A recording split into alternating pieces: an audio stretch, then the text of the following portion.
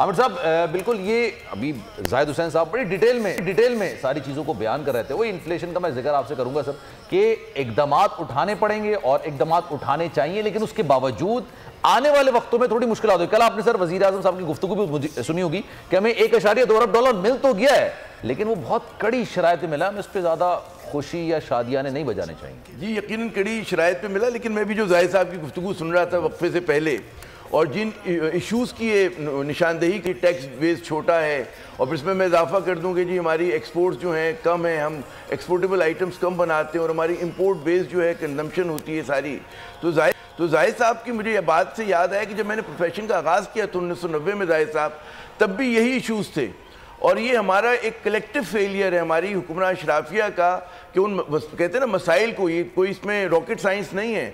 30 बरस से तो मैं सुन रहा हूँ, उससे पहले से लोग सुन रहे होंगे, हम क्यों नहीं कर पाए? क्या वजह है आपकी? आपका इतना तजर्बा के साथ जो है हो गया जाहिद साहब से ना। जी जाहिद साहब, अच्छा राब्ता मुनक़ता हो गया। सर आपको क्या लगता है कि क्यों नहीं हो पाया ये? हर बजट में हर वजीर खजाना से हर हुकूमत जब भी IMF के पास जाती है या में कड़ी शराइत की बात करती है, वो रिफॉर्म्स की बात तो जरूर करते हैं, लेकिन सर बुनियादी बात, आप बाहर निकलते होंगे 10 लोगों से बात करते होंगे, मैं बाहर निकलता हूं 10, मैं टैक्स पे करता हूं, आप टैक्स पेयर हैं, लेकिन सर सवाल ही पैदा होता है कि तमाम पाकिस्तानी तो टैक्स पेयर नहीं है। और क्यों नहीं है? अगर नहीं है तो सर उनको टैक्स नेट में कैसे लाया जाएगा? मैं जो टैक्स दे रहा हूं, GST में 16% दे रहा था, अब मैं 17% देने लग जाऊंगा, उसमें 1% का मजीद इजाफा कर दिया जाएगा।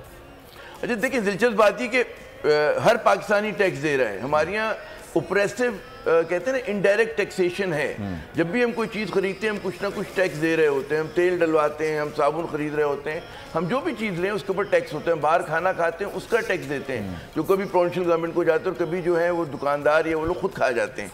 टैक्स हम सब दे रहे हैं। अब हुआ ये कि जी चलें, इस सिलसिले में जाहिद साहब ने ज्वाइन किया। जाहिद साहब आपने पता नहीं मेरा सवाल सुना नहीं सुना, मैं ये अर्ज कर रहा था, मैं सुन नहीं पाया।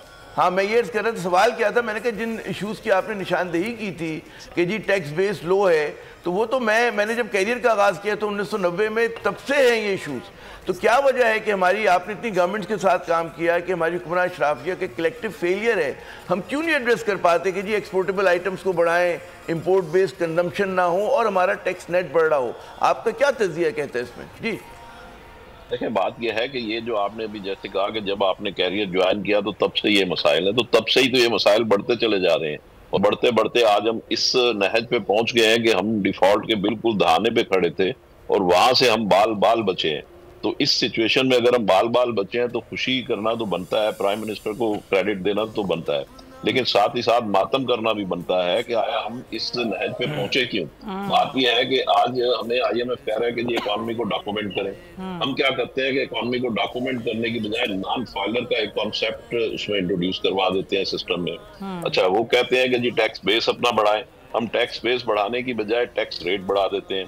एनर्जी सेक्टर में वो कहते हैं जी रिफॉर्म करें, हम उसमें रिफॉर्म करके चोरी और लाइन लॉसेस को खत्म करने की बजाय हम उसका टैरिफ बढ़ा देते हैं।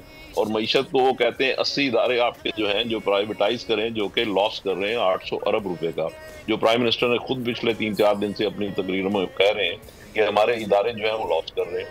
तो हम उनको लॉस मेकिंग इदारों को प्राइवेटाइज करने की बजाय उनको और सब्सिडीज देना शुरू कर देते हैं। तो IMF ने इसको एक जुमले में समो दिया है। उन्होंने कहा कि जी मईशत के फंडामेंटल्स को दुरुस्त करें। तो फंडामेंटल्स में जो मैंने चीजें अभी आपको गिनवाई हैं 4-5, ये सारी चीजें उसके फंडामेंटल्स में आती हैं। अगर हम ये चीजें नहीं करेंगे, और आपको ये भी सुन के दिलचस्पी का बायस होगा कि तकरीबन 4000 अरब रुपए का टैक्स हम कलेक्ट ही नहीं करते। जब 4000 अरब रुपए का टैक्स हम, एक फर्ज कीजिए कि मुझसे आपने 4000 अरब रुपए का टैक्स लेना है, मुझसे आप लेंगे नहीं और आमिर ज़िया साहब पे वो टैक्स लगा देंगे, तो फिर आमिर ज़िया साहब की तो एक कैपेसिटी है, वो कहाँ से देंगे? तो बात यह है कि जिन लोगों से वही टैक्स बेस को बढ़ाने की बात हो रही है, और 4000 अरब रुपए की इतनी खतीर रकम है जो कि हम टैक्स ले ही नहीं रहे। तो जाहिद साहब ये 9600 अरब का क्यों रख लेते हैं? एक तो पहली बात ये कि इतना बड़ा इनका हदफ होता है, उसको कम्पीट भी नहीं कर पाते, पूरा नहीं कर पाते।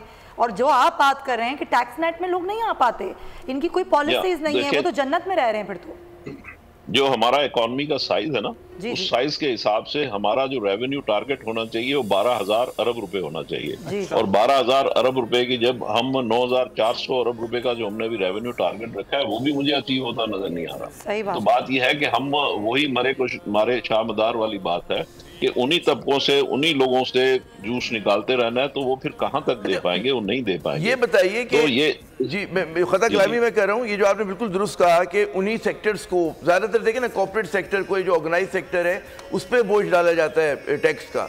हमारे यहाँ मतलब है इस वक्त जो है समझता हूँ कि हाईएस्ट इन द रीजन है, जब आपने उसके ऊपर टैक्स 10% सुपर टैक्स को का इजाफा कर दिया, तो रीजन में मेरे ख्याल में एवरेज जो है 25% है बिग कॉर्पोरेट के ऊपर। हमारे यहाँ अराउंड 39-39% हो गया है। तो इसमें आप जो पैगाम दे रहे हैं वो पैगाम ये कि या तो आप अंडर द रेडार रहें और या बिजनेस साइज को छोटा रखें।